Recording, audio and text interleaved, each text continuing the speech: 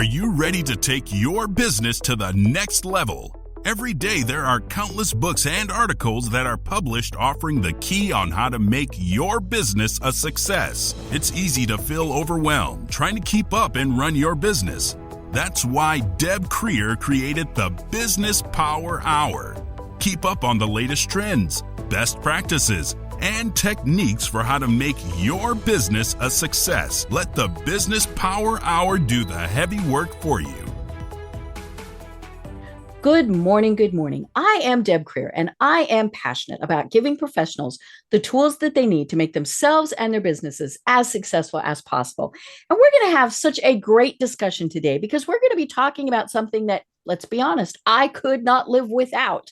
And so with that, please join me in welcoming Barry Coziahr to our program today. Welcome, Barry. How are you? Doing great. Thanks for having me. I really appreciate it. Cool. Well, now that we tease this and people are wondering what we're talking about, let me tell people a little bit more about you. So Barry Coziahr is a serial entrepreneur, founder of several virtual personnel agencies that helps small businesses, one-man band entrepreneurs, I love that, and professionals build a powerhouse team of virtual assistants. So again, Barry, welcome. Thank you. Great. Well, I always like to know from my guests how it is that they got to where they are today. So tell us a little bit more about this journey that you've been on. Oh, geez. Okay. Well, it's a long story. The long and winding road, right? Yeah, exactly. Yeah, way back when. Yes. Well, I guess I really started. My dad was he was a salesman. He eventually became a serial entrepreneur himself, although I don't know if they called it that back then. He had a lot of businesses. Mm-hmm. And my mom was an artist. And so I kind of took a little bit from both of them. Mm-hmm. He was a reader. She was not. So it was kind of like, so I took some good and bad stuff from both of them, and what have you, as I was growing up. But the good stuff is definitely, I worked for my dad in marketing and customer service, and doing that type of work for him. And I kind of broke out on my own, did some sales gigs for a while, and eventually got into the nonprofit arena. And I worked in nonprofits for about for over 20 years, running large groups of volunteers, starting new projects, helping business people with their pains and people with their life pains as well. And it was a lot of fun. It's a lot of fun to work with a large group of people. And my dad employed a lot of people as well. So it was great so I had a good example of somebody who was into sales, into marketing, a businessman. And my mom's an artist, so I had an eye for artistic things, although, I'm an amateur photographer, but that's about it for me. I'm more of a manager and a coordinator and probably a salesperson too. But so I took all that into community outreach and nonprofits after other very rewarding sales jobs before that. And like I said, did that for about 20 years. And about halfway through that career, I figured out that I needed to make more money. And so I continued to do nonprofit work at about 40 hours a week while starting my own small business with my wife at 40 plus hours a week. So I was working a lot of hours. And I continued that work for about a decade, doing both at the same time. And then I sold my marketing business that we ran together, moved down here to Clearwater, Florida, and started kind of a new model based on everything that I'd learned so far. And it really included basically outsourcing and working with freelancers, working with remote personnel. It was pretty amazing. It was like, so I work from right here. My wife has her own gig that she does. And it's great. I mean, I have like close to 100 or more people that I work with, and they're all remote. And we started off just with a marketing business, and then eventually we figured out that we needed to expand into virtual assistant businesses because people had needs that just a marketing business wasn't enough. And there was also this great tool that I come up with, this time management tool called a useful person, that if you could afford them and put them to work for you, it was pretty phenomenal. Mm-hmm. And we learned so much about working with remote personnel that we took our best people in that arena, and everything we learned, we poured it into these new businesses, which are great. I mean, they help other small businesses to grow, which is what we've always wanted to do. And that's how I ended up here. I love it. You know, and I love that you call them the one-man band entrepreneurs, because that's what so many are, right? It's the person who goes, I've got this great idea for X, you know, and they might, depending on what they are, they might have employees, they might have consultants, contractors, people like that. But for the most part, they're trying to do it all, you know, Yeah. and for some funny reason, and you probably see this too when you talk to these folks, they seem to think it's a badge of honor, right? To do it all. And I know I did, you know, part of it was because, well, nobody else is going to do it as well as I will. Right. You know, but it really is one of those things where we're shooting ourselves in the foot by not doing that thing called delegating. And I know that's a bad word to so many people, but it's not. So tell us more about what is delegation and why is it so important for these small business owners? Yeah, well, I mean, the reason I started delegating is really goes back to the nonprofit arena, you know, where the nonprofits have only X amount of budget and X number of personnel, and the rest is done by volunteers. Right. All these lovely people who raise their hands who say, I want to help. Right. And then also I would probably grab other paid people from within the organization. I became pretty good at running groups of people and giving people work to do, because simply out of desperation, because there's no way I could do it all myself. I had to give work to other people. Right. And so I never had that particular problem of an unwillingness to turn over work to others, because there was just too much work to be done. There's no way I could possibly do it myself.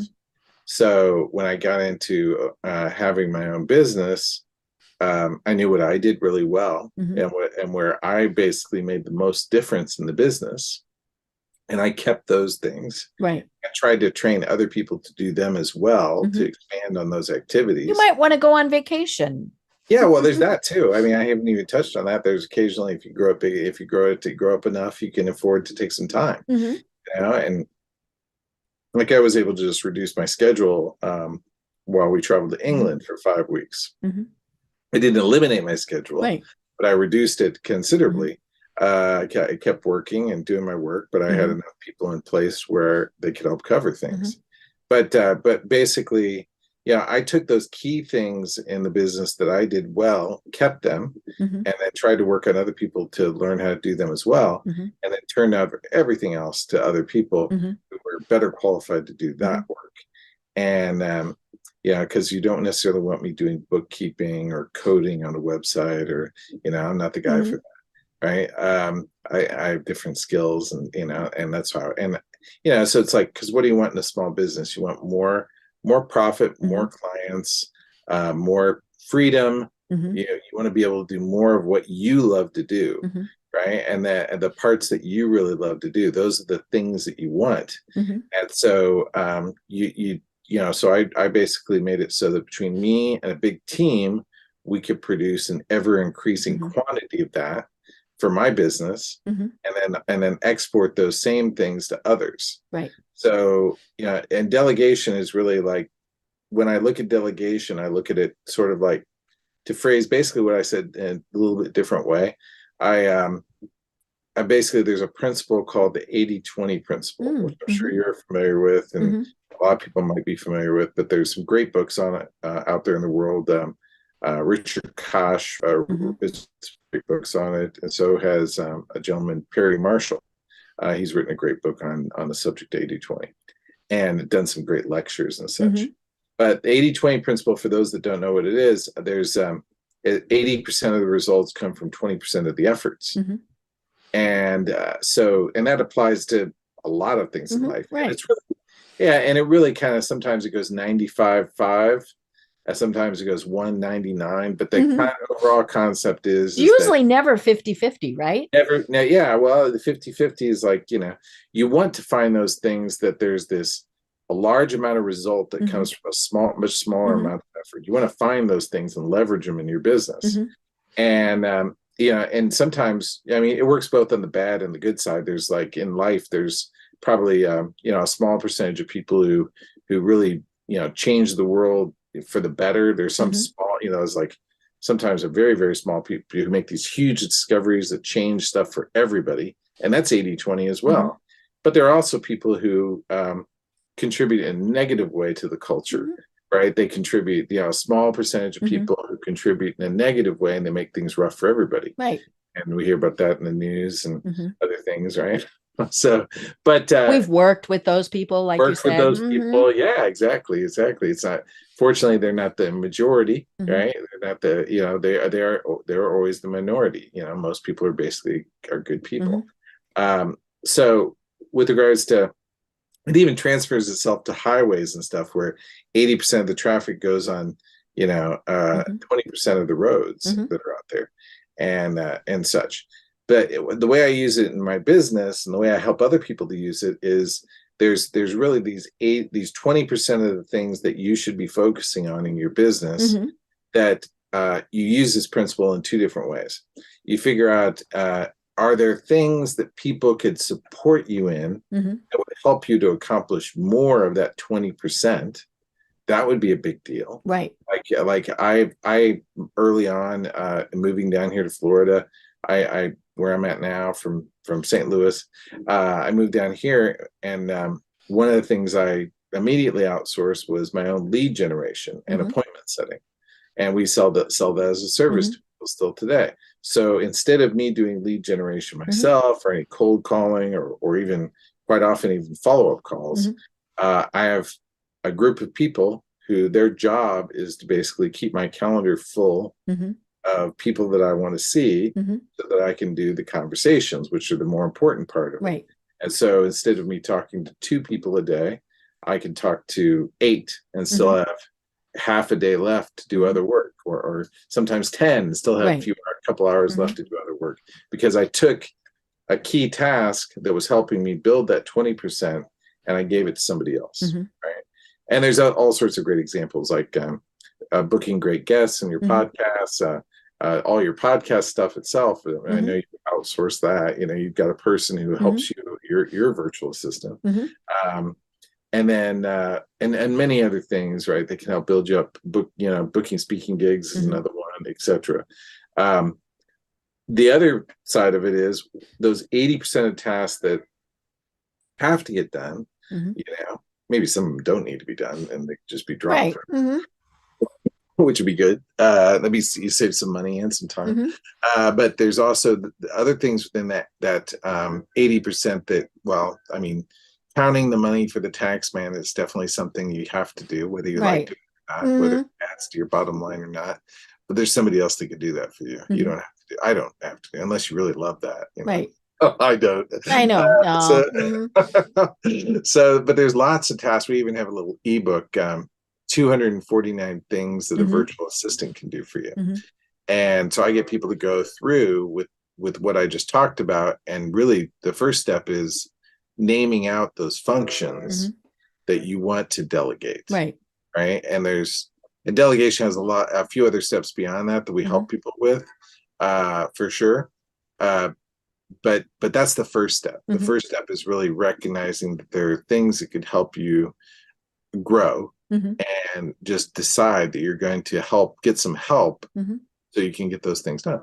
Right. And I mentioned, and you mentioned too, that, I could not live without my VA. So my VA is Kim, the producer of this program. Been with her, I think we decided 5 years. We've never met in person. She lives up on the East Coast.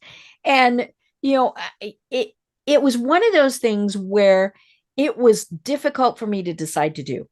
Because what she does is she coordinates with all of our guests, whether that's the guests or their bookers or whoever, but she coordinates all of that scheduling. She gets all of their information. She does our schedule. So, that way I know, that your program is airing on Thursday, things like Right. that. She coordinates all of that. And then she coordinates all of the follow-up with them also. So Wow. once we've done the recording and the program's gone live, she sends them all that information. Could I do that? Sure. I used to, when I was first starting out, I did all of that. I did it all myself. And the problem was that takes a lot of time.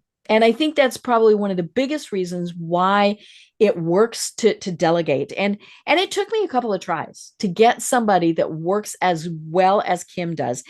And she really does. She went on vacation. Oh my gosh. I screwed stuff up. All sorts of things. But that's the way you want it, right? You want them to be invaluable, which she is.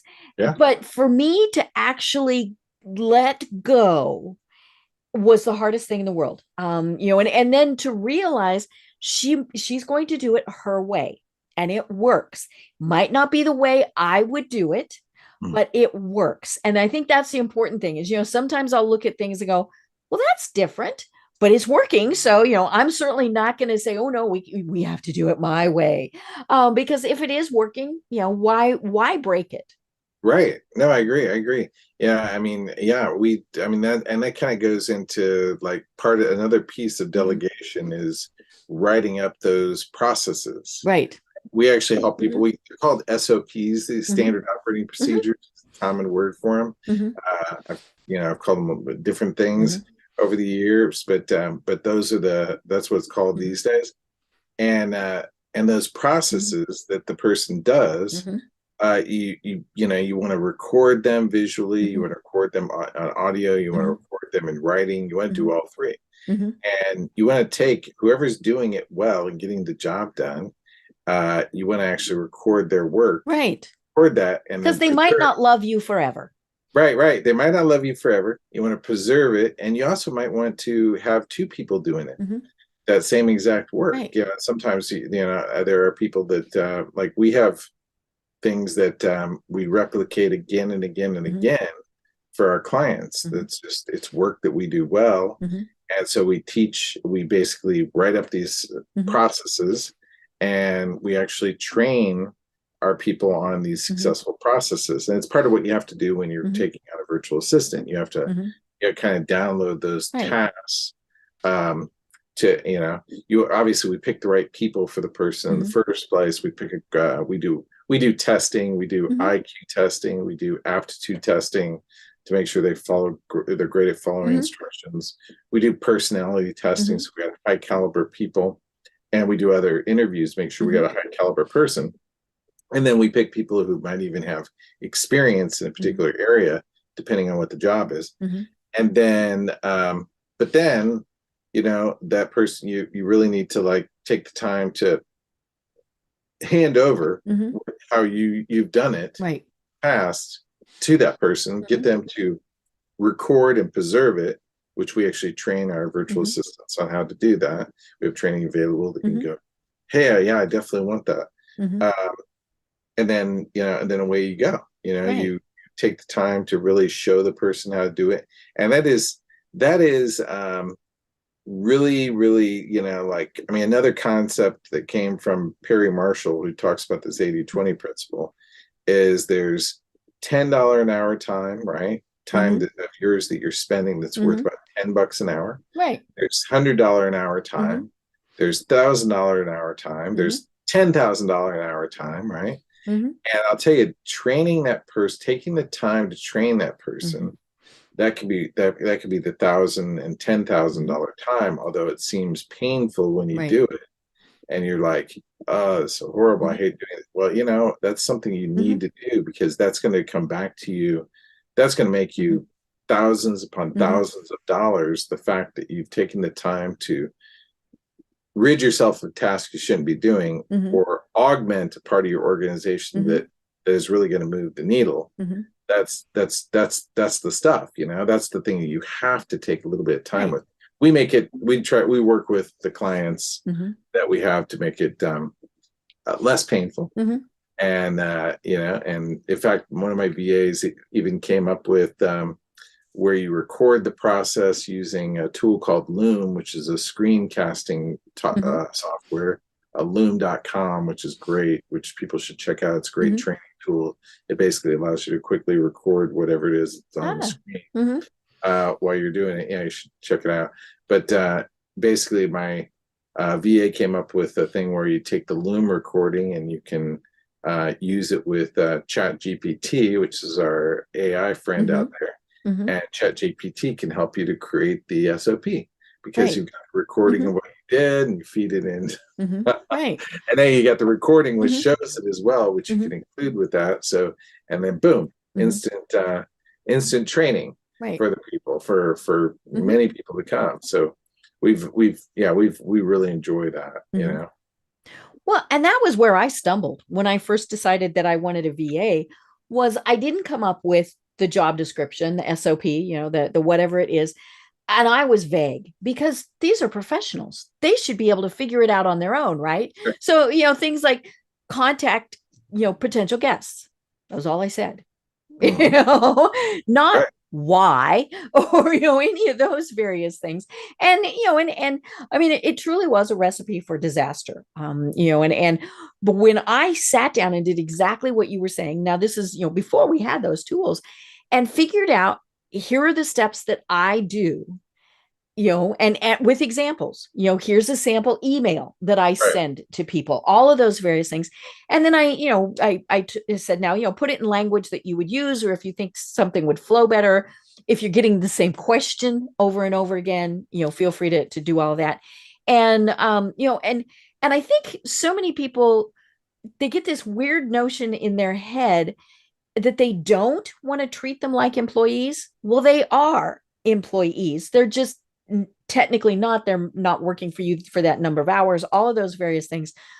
But you wouldn't hire somebody at your business as a full-time employee and say, just go do, right?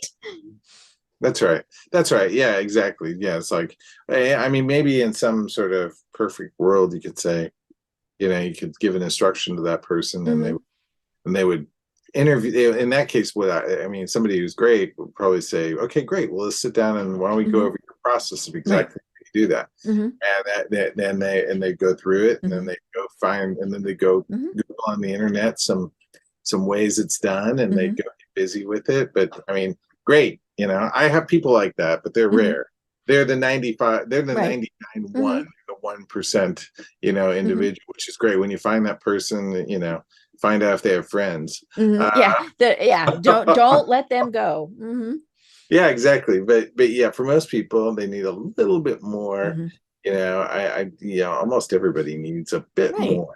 You know, because those people probably have their own business or something. Right. You know, but it is so funny that we hesitate to do this. And, you know, you mentioned it several times. What it does is it frees us up to do what it is that we want to do with our business or have free time, right? You know, you just took this great, fabulous vacation. And you know, otherwise you know, if you didn't have someone that you could turn those tasks over to, you couldn't have done that. Or you could have and been working the entire time you were gone. You know, and it's not showing any weakness or anything like that. I remember one of the guests on the program that we had several years ago, he said he knew that his company was truly a success. Now, he had thousands of employees, but he said he knew it was truly a success when he would go on vacation and not hear from anybody. Right. And he said, you know, first couple of times he was like, oh my God, my phone's not working, or, you know, no email or whatever. But it was because he had hired the right people, trained them the right way, empowered them to do what needed to be done. And he said they all knew if something catastrophic came up that they really wanted, they could contact him. But he said, yeah, you know, it was wonderful. And he said, did he still check emails and texts? Yes. You know, he couldn't completely let go, but he said he didn't have to do anything.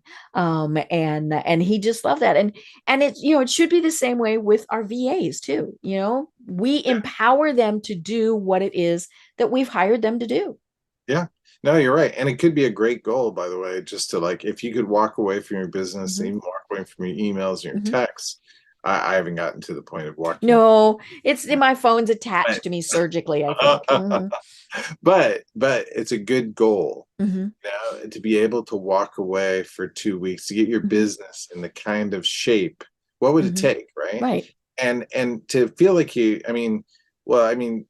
hiring people or not hiring people. Mm-hmm. The question is, do you want to grow? Mm-hmm. And if you don't want to grow, that's a recipe that's kind of a recipe for disaster Mm-hmm. eventually, because nothing ever stays the same. Mm-hmm. It either grows or it shrinks. Right. And if you're not, you've got to, and I think that's true of just about anything. Right. So you need to grow. You need to figure out a way to do it. And so you're going to have to get over your allergy to giving other people responsibility and developing a group, Right. no more. Yeah. Yeah. I love it. Now, one of the things, they are virtual, hence the name virtual assistant. And it's, obviously COVID changed things with how we deal with people virtually, but it is still a challenge. And especially because in many cases now, because we have so many options out there, and you and I were talking about this in our pre-chat, frequently these people are not in the same time zone we are in. Right. And so what are some of the challenges of dealing with people who are in multiple locations and could be, as much as 12 hours difference? How do we deal with working with people when they're remote? Well, I'd say the big thing is on working with somebody remote is just an agreement on the schedule, for starters. Right. All of our people there, we basically make sure that they agree to a schedule that is going to fit for them. Right. If they can't, then we just don't do it. So they tend to work on, and it's got to work for the people that they're teammates, right? Right. So all of our people are pretty energetic and interested in working, on U.S. time zone. So they work generally 9 to 5, whatever the U.S. time zone is that the client is in. So we don't have a challenge, with regards to that. It really just comes down to agreements to start with. Occasionally, a person, it doesn't matter what time zone is, so we find that they could be doing, like, we book people on podcasts is one of the things we do. We actually have a team that books people on other people's podcasts. It doesn't much matter what time they do their work. Right. That email can go out at 2:00 in the morning or 2 in the afternoon. Yeah, exactly. And so we just do that accordingly. But for many of our virtual assistants, and we have some people that actually like them, one or two that likes them to be on Zoom in the office when they're working, which is very rare that somebody wants that. But we just accommodate, those agreements, the schedule is one of the first things that has to be nailed down, for sure. Right. And that was obviously one of the things that Kim and I talked about when I was first working with her, and I got her through a virtual agency that basically worked with stay-at-home moms. And so they had this block of time during the day where they were home, and able to do what we needed. But after 3 p.m., no, the kids were home. Unless it was an emergency, you didn't bother them, or the people who maybe they do have little kids. So they're going to work in the evenings after, kidlets have gone to sleep. So it's like you said, it comes back to communicating that and knowing what the expectations are. If I want somebody who is going to absolutely be there Monday at 9 a.m. my time, then they need to know that. Now, it could be that that's just kind of the start of the week meeting, and then everything else is on their own. I think we saw a lot of people struggle with that during COVID, when people were working remotely, and the managers, the poor little, managers who were the micromanagers, their heads have all exploded and they've gone away because, they couldn't go in and reach out and touch their employees. But it really bothered them that somebody was doing their work at 11 p.m.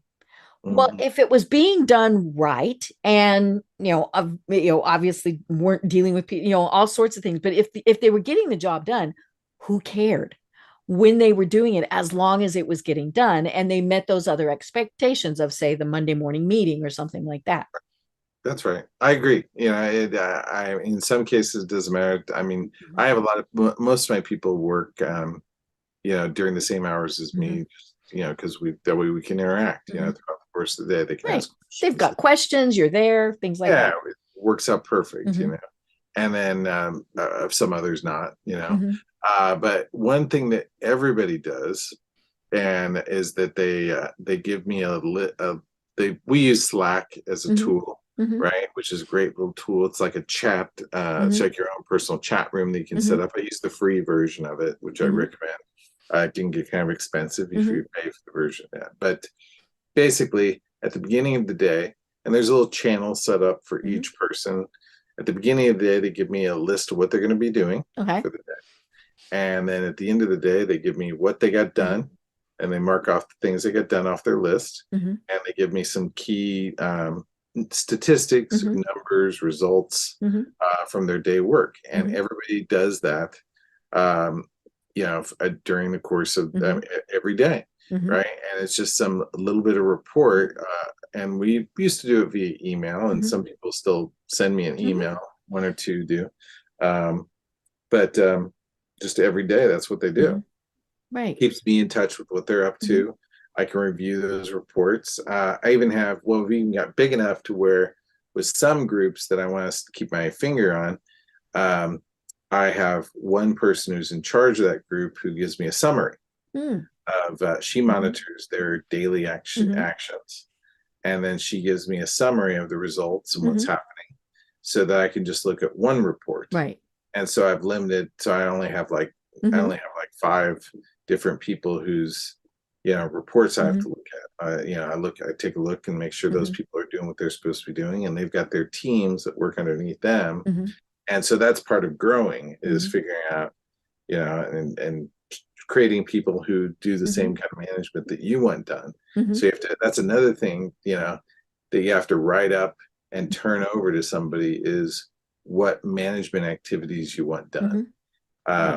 So that's been invaluable too. And then I guess the other thing that kind of ties into that as well is, we sometimes develop SOPs, but sometimes we purchase them there's companies where we can buy training. Right. If there's some standard practices, then why reinvent that wheel? That's right. So we actually buy, and we always look for the stuff that works, right? Obviously. So we look for, we find processes that work, and we get that person to recreate them, or we find training that worked, and we just go, great, this is the process, and we can just move forward with that. Right. I think one of the other things that people don't always understand is that a VA, it all depends on what you need, but in most cases, you're not hiring them for 8 hours a day. You could be, depends, but like Kim, I get 2 or 3 hours a week from her. And so then it gives her, she has multiple clients, so that's cool because she's doing all sorts of things. Sure. But we also, back to the communication and expectations. She and I have communicated. Okay, 4 hours a week is the top amount. If it's going to go over that, we just have to chat about it. And especially if it's a project that I've asked her to do, and like I said, we've been working together for many years. So now I know, okay, it's just like, you have to be respectful, all those things, what's going on with the kids. Can you fit this in to do an extra project this week? Or can it wait till next week? All of those various things. But I love the fact that, she's taken 2 or 3 hours off of my plate, which would probably have taken me more because she's gotten to where she just has this system down. Right. And, and she just does it, gets it done. And I'm not worried about it, but I'm also, able to ask her to do more tasks, or, if need be. I mean, we could always scale it back, but that's, since she's the producer of this podcast, no, we're not scaling back. But yeah, it's that's what I love so much about VAs, is you get them for just what you need them to do. And then they're off doing whatever the heck they want to do the rest of the time. Yeah, that's true. I mean, we generally work on either a 10, 20 or 40-hour week schedule with the guy that we produce or provide. But and it varies. It's all over the place, the type of work. I mean, we have medical billing people that work for doctors' offices. We have executive assistants who work for lawyers, Mm-hmm. helping them to handle their email and other tasks within the office. We have, marketing people. We have Mm-hmm. podcast bookers, like I Mm-hmm. mentioned. I mean, it really just varies as to Right. what you need. Mm-hmm. And it's all about that return Mm-hmm. for you as in terms of either Mm-hmm. lifestyle or Mm-hmm. what growth of your business, obviously, Mm-hmm. as well. But it's great. They're there for what you need them for. Yeah, and I love it. Is there a difference between a VA and, say, a freelancer or a consultant, or are they all kind of lumped together now? Um, I don't know. A VA is sort of like, I guess a freelancer is somebody who's probably good at a particular task. Okay, so like a marketing person, or Yeah, maybe they're a freelancer. They do graphic design. mm-hmm. That's the way I've always thought of Mm-hmm. freelancers, that they're particularly skill oriented. Mm-hmm. And they do tasks for a certain dollar wage. Mm-hmm. And basically, it's like it depends how many hours you need Mm-hmm. for that particular thing. Often they're one and done. A freelancer might, but you might use freelancer again and again and again. Which a virtual assistant is an assistant. Mm-hmm. You expect your assistant to be there Right. on a regular basis doing your regular task, and often that they're multi skilled. They've got multiple skills that they do for you. And we have, it's really kind of like we have one client. She's a recruiter, and she has one of them reaching out, and he's working 40 hours a week, and he spends a chunk of his time reaching out on LinkedIn to find prospective clients for her to meet. Mm-hmm. And he's also pretty skilled in graphic design and web design. So he spends the rest of the time creating promotional material and editing your website and stuff like that. So he's doing a full-time schedule, but he's got, he came to us with those skills of web design. And then we taught him, we improved his graphic design through some training that we have, because he was already good, but we just gave him some additional training. And then we fully taught him the whole concept of LinkedIn appointment setting, and added that to his personal skills. And then and he was able to do both with this client. And she's super happy, Right. Yeah. Well, yeah, because she's got the consistency of working with the same person. Right. That doesn't always happen, right? Where you've got somebody, but he's super bright with regards to, again, we do testing. So we find these gems, and then we can often train them to expand on their skills. And so you can, and you should be trying to figure out how to add the next person. Right. Who's the next person that you need to add that's going to actually build your business? You should be asking yourself that question. And it should figure into your expansion plan. So, yeah. So for a business person, business owner who is thinking this might sound good for me, what are some examples of, of ways where we've kind of been talking about it, but what are some more ways of how VAs can really help a business go to that next level? Sure. Well, you could even have somebody who handles your email. I think the statistics on it that people spend like 25 to 45 minutes a day handling email. Then you're talking about getting 2.5 to 5 hours a week back.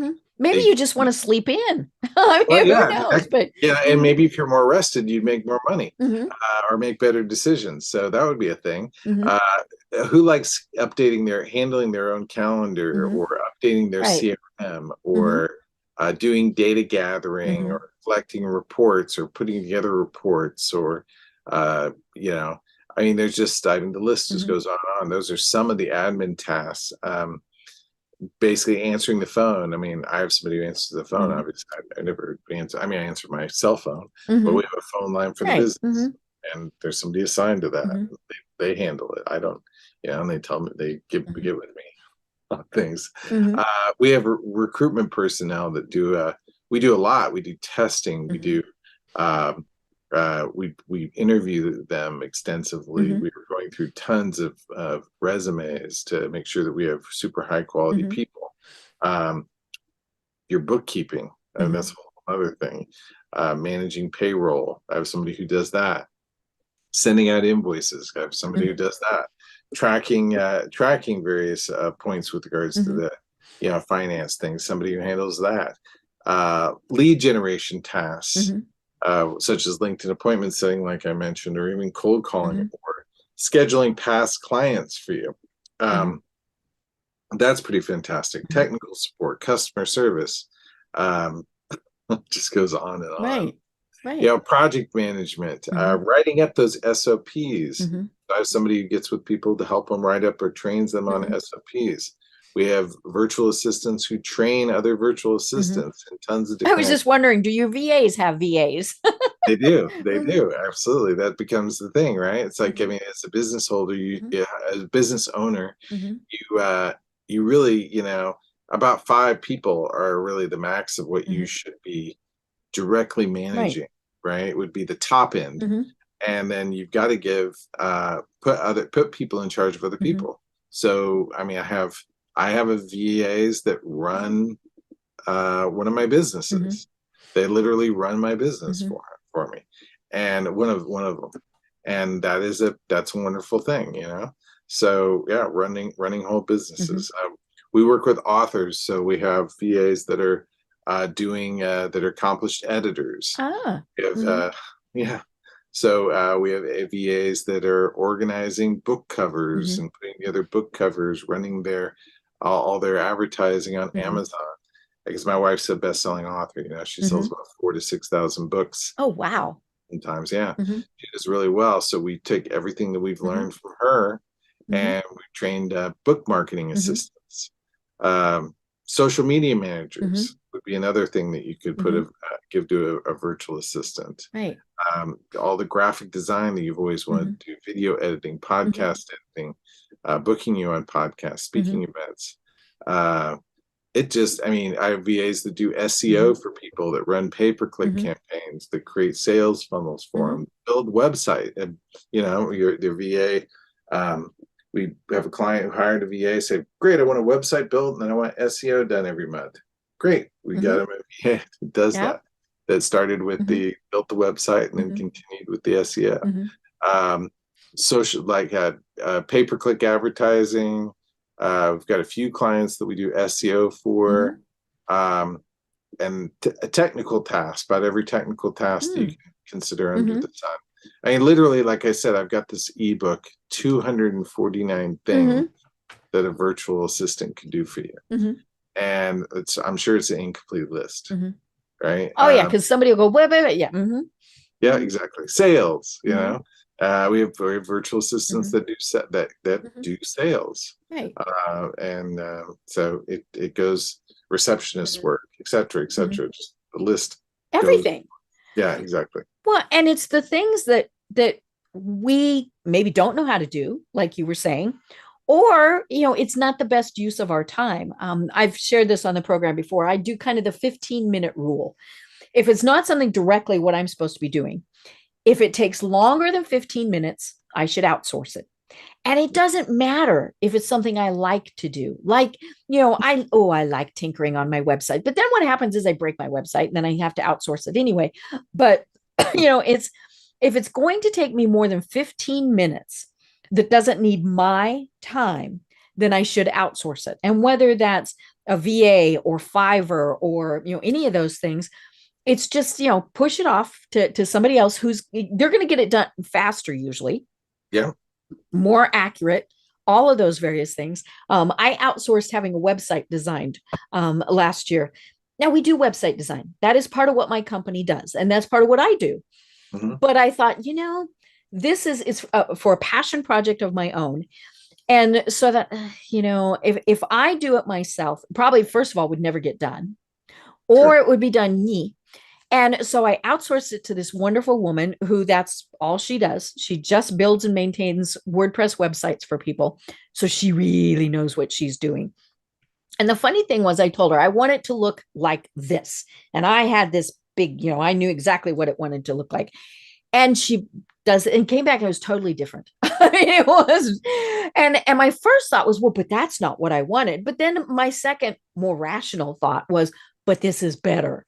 So, no, I don't advise really kind of going off book like that, but yeah, it could I have done it? Sure. Would it have ever gotten done? Maybe. It got done much better. Yeah. And that was the key. Plus, now and now this one's hard for me. She maintains the site. And I still have access because I go in and write blog posts and things like that. And the hardest thing in the world for me to not do is to do the updating of plugins and stuff like that. Because I see them. They're there. They need updated. Oh my gosh. But it's like, no, that's what I pay her to do. Let her do that. And of course, she knows that I shouldn't be updating this plugin because this other piece has not been updated yet. Right. I would update it and break the whole thing. Yeah, the website might break, actually. Yeah, and so, but yeah, I'm like, but it says there's 10 things that need updated. Let it go. Yeah, that's right. That's it. That's good judgment. That's right. You have to decide when to let other people do their job. And I mean, get reports so you can see if things are going on the way they're supposed to, see if there's things you should actually get involved with. Yeah, I've even gotten virtual assistants who now can fix other virtual assistants. So they go in and they're fixers. They go in and they work with people to find out what's going on and set things straight. And that works out great. I mean, using I am not a writer like my wife. I'm more of I like public speaking. So what I've done, I'm writing, I'm putting together my own book. And what I'm doing is I've created an outline for each chapter and a more or less a PowerPoint presentation for each chapter. And then I'm basically having my virtual assistant. I tell her what I want, for each chapter, what the outline's supposed to consist of, what points I want to cover. She puts together a PowerPoint for me.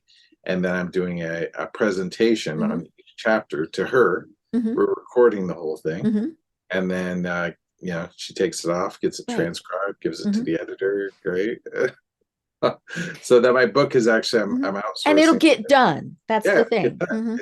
Yeah, exactly. If I had to sit there and type away, at that would be really painful. You'd find all sorts of reasons to not be doing it. Yeah, it's exactly. It's still something you have to face up to and go do. But this way, it's in pieces that I can digest, and it's actually in a way that I actually have fun doing it this way too. Right. So I mean, that's if it's not fun, skip it.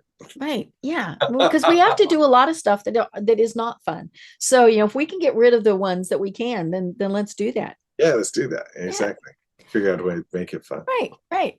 So now, we one of the big things that we're hearing so much about is Chat GPT. And then I signed up for Claude. And it's interesting. I've given the same task to both just to see it's very interesting, how they the differences between them. But, do you find now one of the things that I've talked with people about is they've said we still need people who need to do it. So, because the prompts just don't appear. I mean, you have to type those things. But and so one of the things I saw is that one of the biggest up and coming jobs is somebody who knows how to use Chat GPT and and really be able to do that. But what do you see? How much do you think that things like AI, whether it's graphic design, wordsmithing, whatever, how much do you see that kind of coming into this now? I think it's great. I mean, if you have we can train virtual assistants on how to use Chat GPT. I mean, we have courses. We do train our VAs on how to use those tools. So if they can, and there's things like once you've gotten something out of Chat GPT, you can also make sure there's another program called a plagiarism checker. Right. Yeah, because you don't want to be using somebody else's stuff. Yeah, exactly. So then you feed it into the plagiarism checker, make sure it's all cool. And you can have those checks and balances within what you're doing. But yeah, I mean, why not? If you can, I mean, you have to figure out how to use something in such a way that it's going to actually improve situations and make things better. One of the situations my wife ran into, and she's got a few virtual assistants, and they helped her solve this, is that she has a hard time finding good models for the covers of her books, right? You mean the Fabios of the world with the long flowing hair? Yeah, well, most of her covers have females on them, and they're and they're dressed in the era associated with her book, A little bosom showing, right? It is a possible. romantic novel. I think so, not in any of hers, but yeah, that would be that definitely occurs. So, but she's her particularly she finds women in dress that are appropriate to the era, right? And so basically, she creates the whole cover, the background, and everything, but she has one of the AI programs create the woman for her in the appropriate dress. Now she still has to look at it, right? See if it's correct, because she knows what the gowns from that era look right. The zipper is not appropriate. Right. Yeah, exactly. And she can't have 3 bosoms. That's not appropriate either. But it's like not on this planet. No. So that's a different type of thing that she's writing. That's a different genre. Yeah, sci-fi or horror. So, but basically, an assistant can help you figure out those things, and if they know how to use a great tool, they can help you to figure it out that much faster and get that much more work done. So they're just tools. They don't replace people, right? And so and they certainly make mistakes because you do end up with 7 fingers and a hand. I had one where the guy's hand was going into his eye. And it took me, I looked at it a couple of times before it, because I had said, create an image of a man at his desk looking at his computer with his hand in his face, and his hand was in his face. There you go. I wasn't able to think with that, right? So yeah, exactly. So somebody who knows how to use a tool, it just comes down to training. Taking the time to train somebody, or find somebody who's got some aptitude for something. It really has to do with finding somebody with a good soft skills, right? Which means IQ, which means ability to follow instructions, good communication level, responsible, somebody who loves to learn, right? And other things that we test and measure for. Taking that person and then laying out their expectations for them, and taking the time to train them as needed, and then getting regular reports from them, and fixing them when they need to be fixed, and helping them out, treating them nicely, and treating them well, and maybe even giving them a bonus, have a bonus system for them based on good production. Right. Because they're probably going to be more productive. So why not recognize that? Exactly. We try to do that too. Bonus systems for people, just to reward them and give them a game to play as well. So it all comes together, and we're able to grow a big team and help a lot more people, and that's what it's all about. Right. Well, this is wonderful. I love talking about this, especially when we get into the techie parts, because to me, you're right. It's just ways that we can do things better, faster. I always think of the $6 million man, right? We have the technology to do it better, faster.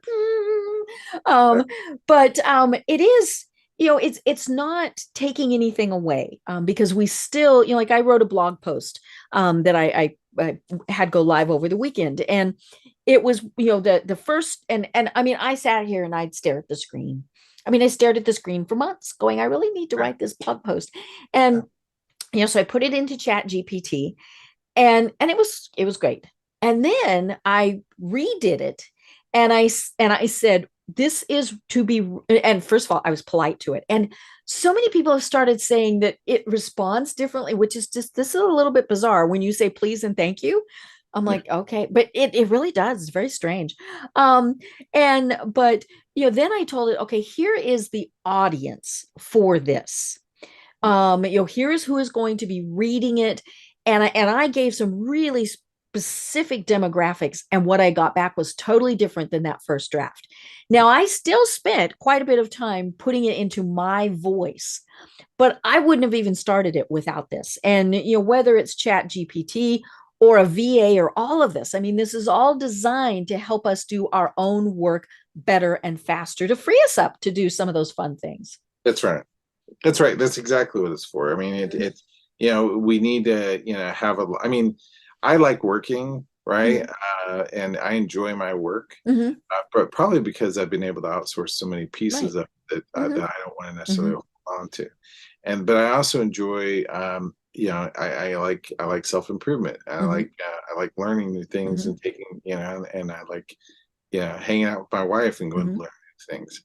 And so, growing a team allows you to do all that, and have a better lifestyle and contribute to the, the culture that we live in and such. So it's like, it's great stuff. Right. Yeah, and we've been doing it for a long time. We called them part-time employees. They still could be part-time employees. I mean, we've had all of these different names for Right. what we've been doing, Right. but it's just kind of evolving into, maybe it's that they're more descriptive.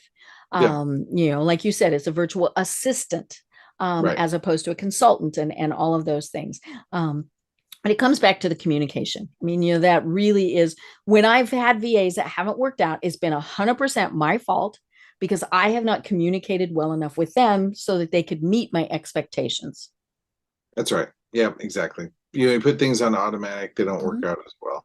Right. You've got to take responsibility for even for Chat GPT. You've got to take responsibility for Right. it's not going to work out. Right. Yeah. I mean, just like we have to, if it tells you, 15% do such and such, you have to check, is that 50? Because we know it's really not going to get that right yet. Now, will it at some point? It's going to get closer. My understanding is they're actually getting pretty close to actual real time, as opposed to a couple years old. But yeah, it's as good as what goes into it, right? And so there's mistakes that are out there, and all it's doing is pulling in that bad information, and it doesn't know it's bad information. Yeah, that's right. And the only way you can ever really get rid of a job is if somebody else truly takes responsibility for it. Yep. And the other person you're handing off to, and they have not been able to program in the trait of being responsible into any artificial intelligence. Right. It's not going to say, let me take over that task for you. It doesn't. It just, if it does, I'm in trouble. As sweet as it may sound, it honestly just doesn't care. Right. Yeah. Yeah. It might say you're welcome, but yeah. People, but it's not quite genuine. Yeah. Where people, the right people are, they actually do care, and they want to help, and they can help you expand too. Yeah. Yeah. When you're working with a good VA who you've worked with, long enough that they know a lot about you, they're going to be able to say, hey, Barry, I've got a suggestion. Right. And you're going to know it's a good suggestion. That's right. That's exactly right. Yeah. That's right. Well, oh my gosh, this really has been so much fun. And we've got just a couple minutes left. So tell people, first of all, how they find you, and then the services that you provide. And then also, if someone wants to work for you as a VA, what would that process be? Well, all my VAs come from me. I mean, my VAs are less than $10 an hour. Okay. To have a virtual assistant, and they're all coming from the Philippines. Okay. So if you live in the Philippines, hi. You can. And English is their primary language. For anybody who just went, English is their primary language, folks. Right. My people, and they love education. They're college educated. They're generally sometimes multiple degrees. They're just great people. Right. We're able to provide them for less than $10 an hour. They're vetted, they're tested. You can go to freetime.solutions. Freetime.solutions is a great place, is where you can, find us and them and me. And if you want to reach me directly, the email that I always monitor, well, actually, you should get our 249 things booklet. And if you fill that out, just ask to talk to me. It's right here on the website. Build a team, increase productivity, make success happen. See, I know what I'm doing. Exactly. And you can get that little booklet of ours, our 249 things. You can ask for a free consultation. I'll see that you came in from, mention me, you'll get to talk to me. And that'll be as simple as that. Perfect. I love it.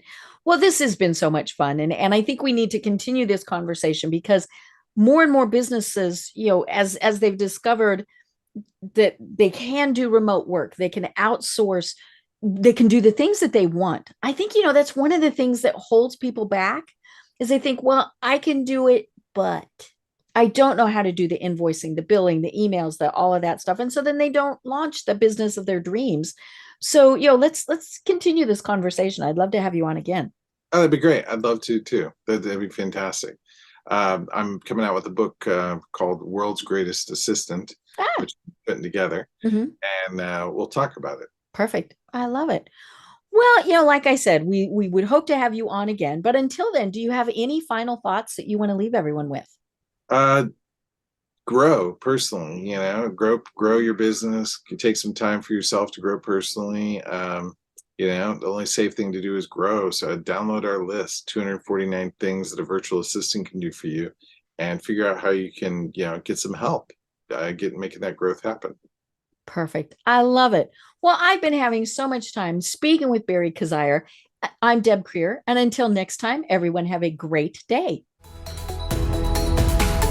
Tune in for our next program for even more trends, best practices, and techniques for how to make your business a success. The Business Power Hour, hosted by Deb Creer, is proud to be part of the C-Suite Network.